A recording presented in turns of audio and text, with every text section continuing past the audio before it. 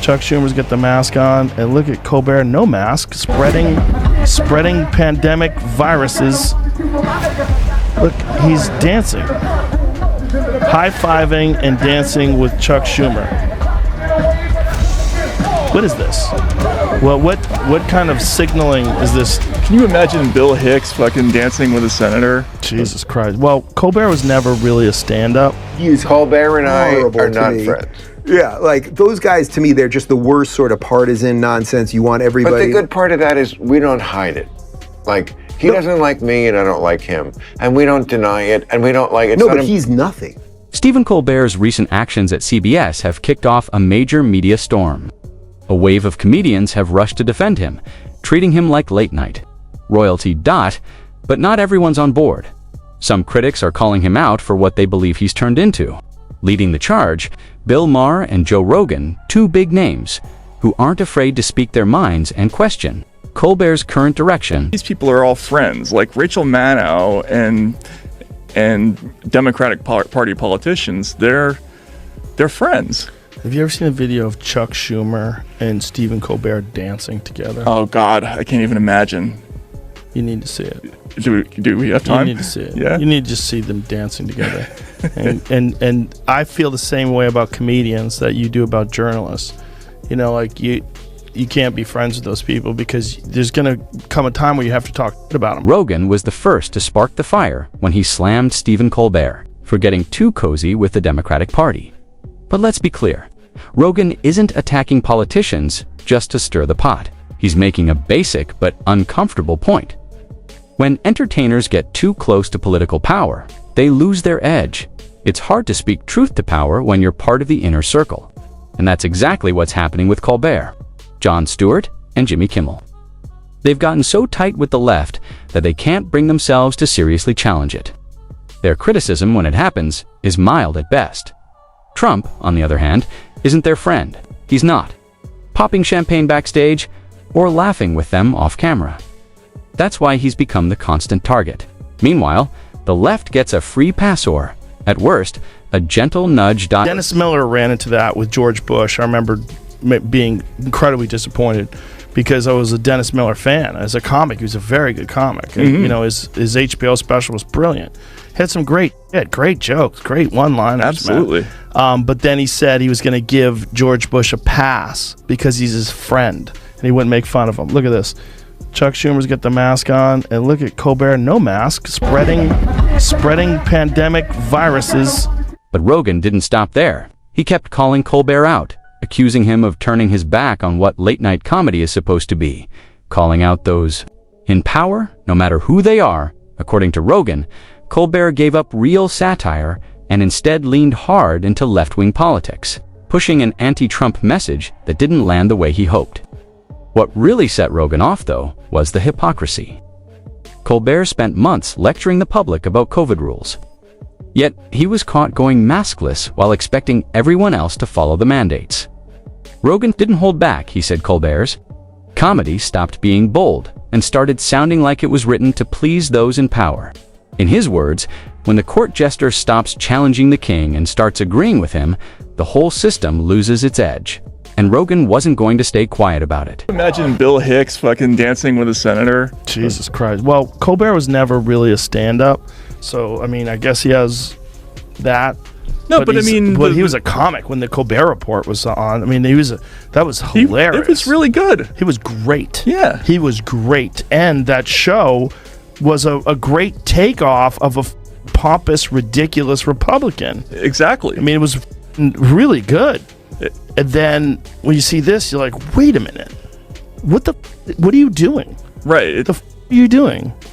And why were you doing the other thing before? Like, right. was it to be... Rogan's take makes a lot of sense. This isn't some wild theory. It's a pattern we've seen before. Powerful people needed a new voice to push their message through comedy, and Stephen Colbert fit the bill. He was already aiming for The Late Show, a dream job with huge money, a massive audience, and access to Hollywood and political elites. So, when the opportunity came, he took it. But in doing so, he traded sharp, honest satire for political messaging. His shift into anti-Trump territory wasn't organic, it was calculated. Rogan believes Colbert's comedy stopped being about truth and started following a script, and Rogan's not done calling it out. I think what happened was, and I'm just going to guess, but I think what happened was he had this brilliant character. It was amazing on The Daily Show. Then he does the Colbert Report. It's amazing there. It's a great show, right? And then they offer him the carrot. What's the carrot? The carrot's a late night talk show. Right. Man, the late night talk show for, I guess, kind of my generation was the thing that everybody wanted. Kimmel and Fallon and all these guys, like, you got to host the Tonight Show, or Jimmy Kimmel's got his own show. You got your own show. You got the Letterman show. You got the this show, the that show. That was the thing, man. Right. If you could get your own show like that, like, you were in. If they offered it to you, you took it. Everyone has some bias. That's normal. We all lean one way or another. But with Stephen Colbert, it went way beyond that. His bias wasn't just clear, it was over the top, and now it makes sense. He wasn't just another liberal comedian sharing his views. He became a highly paid voice repeating whatever his political backers wanted him to say. In short, he gave up his integrity for ratings and applause. Just look at that awkward vaccine mandate bit, the one with dancers dressed as giant syringes. It wasn't funny. It wasn't satire. It was pure propaganda, packaged as late-night comedy. While real comedians were challenging authority, Colbert was performing for it, wrapping government messaging in weak jokes and calling it edgy. His loyalty wasn't to the truth or to real humor. It was to the narrative. And that's not comedy. That's playing along. He has to be a different guy. So now he's not. Colbert from the show was this genius parody. Now he's just Stephen Colbert. Right. That's who he is. They destroyed the essence, well, by giving him something. The best example of it was when Jon Stewart came on, and Jon Stewart was doing that bit about the lab leak theory, and Colbert is jumping in and stepping all over it. Right. And I'd like to see some evidence of that. Like, he's like up the bit. Clearly, Stewart, who's a great comic, is in the middle of a bit. Right. Yeah, exactly. And Colbert's trying to, he's like, you can see the panic in his eyes that this is not going along with the narrative. So he's hamstringing the bit. Right. Which is crazy to see. This also explains why someone like Jon Stewart can disappear for years, then suddenly pop back into the spotlight the moment he's needed. These media power players don't retire their favorites. They shelve them until it's time to use them again.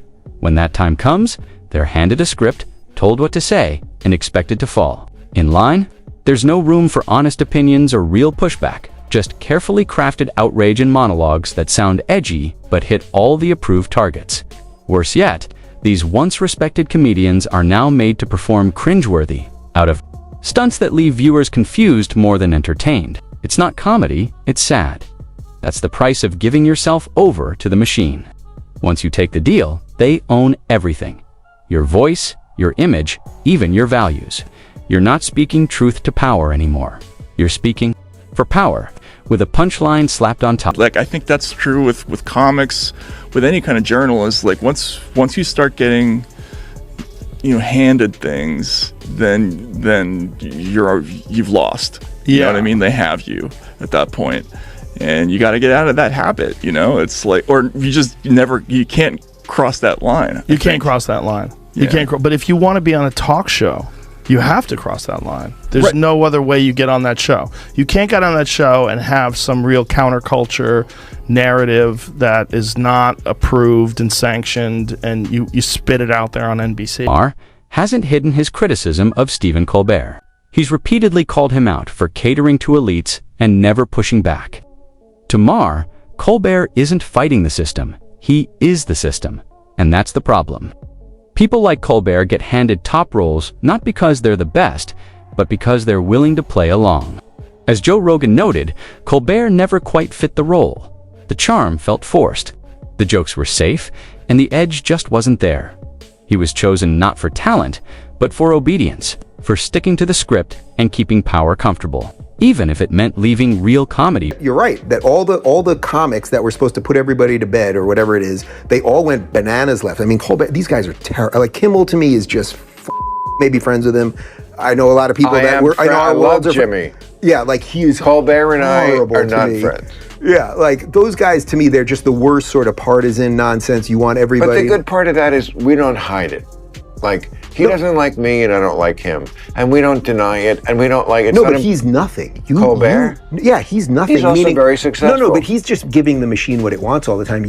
Bill Maher has never minced words when it comes to his disdain for Stephen Colbert.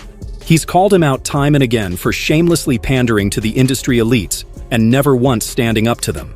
Maher sees right through the facade. Colbert isn't challenging the system, he is the system. And one of the clearest signs that someone's a puppet, they're propped up in positions they never truly earned or deserved.